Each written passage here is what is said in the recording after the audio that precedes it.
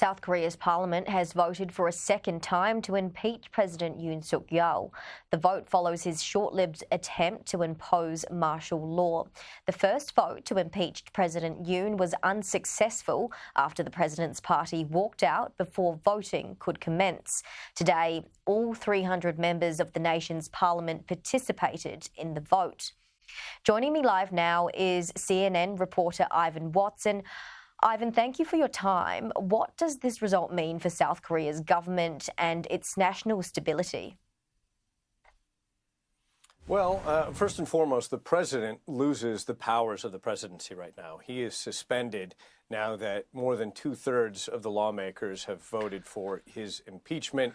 And that successful vote triggered, scenes of mass jubilation outside of the National Assembly, where a huge crowd in favor of impeachment had gathered. And then it was a freezing cold dance party, K-pop dance party out there after the impeachment went through. The powers of the presidency are now handed off to the prime minister, who serves as acting president. The question of stability in the country is a good one because South Korea and its government has been in a bit of limbo over the course of the last week and a half since President Yoon made his short-lived attempt at imposing martial law, which was rejected even by members of his own political party, some of whom voted for impeachment tonight. But now the questions of who leads the country has at least temporarily been resolved. The prime minister is going to step up for the time being. And Ivan, could this result lead to a snap election? Sure, but we're probably months and months away from that because though the impeachment has passed through the National Assembly, it then has to be approved by a constitutional court.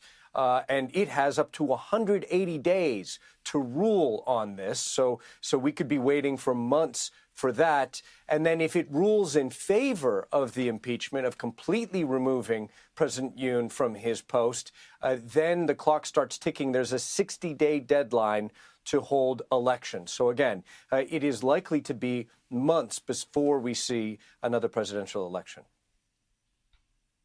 And there have been calls for Yoon's arrest. Does the vote's result mean his arrest is more likely now? Sure, because you've had police raid the presidential offices. They have detained his former defense minister, who's believed to have been one of the key accomplices in the attempt to impose emergency martial law. He actually tried to commit suicide this week from detention, did not succeed with that. And there have been other top officials who are being investigated, several military commanders who've been suspended by the defense ministry. I do believe, though, that a trial would have to wait until after he's completely removed from office.